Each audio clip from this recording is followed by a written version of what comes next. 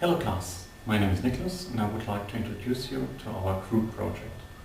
We would like to inform you about the benefits and risks associated with RFIDs. Nowadays they are virtually everywhere. They have those little transmitter chips built into your ski pass, or they are attached to a book in your local bookstore so that you can't steal it.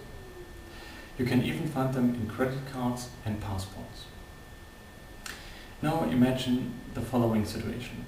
You need to travel overseas in order to better protect your privacy. You get one of those new modern e-passports. But while you show your passport to the immigration officer, someone unknown to you reads out the digital content of your e-passport and steals your identity.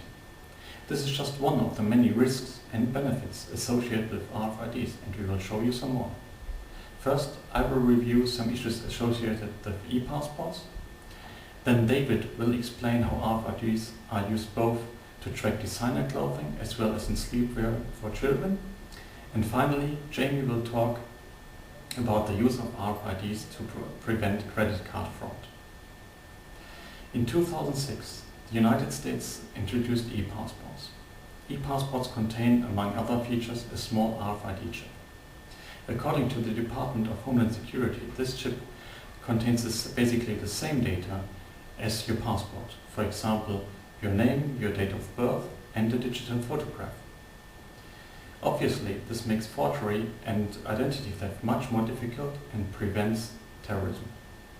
Unfortunately, the new e-passport can pose new problems as well. The main concerns are eavesdropping and skimming. Skimming is the attempt to gain unauthorized access to the information stored on the chip, while eavesdropping happens when someone intercepts the electronic communication between your passport and an authorized reader. Both can happen when the RFID chip is radiating information continuously, which most do, and when the range of the transmitters is too high. According to the Swiss scientist Mark Langenheinrich, another concern is that terrorists may use e-passports to trigger smart bombs. These smart bombs would only explode if they sense several e-passports nearby.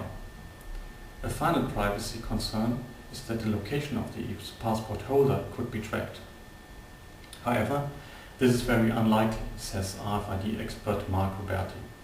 He argues that even if you possess the technical knowledge and the right equipment, you would literally have to install detectors in every doorway in the country in order to be able to identify your movements, as the range of these transmitters is just a couple of feet.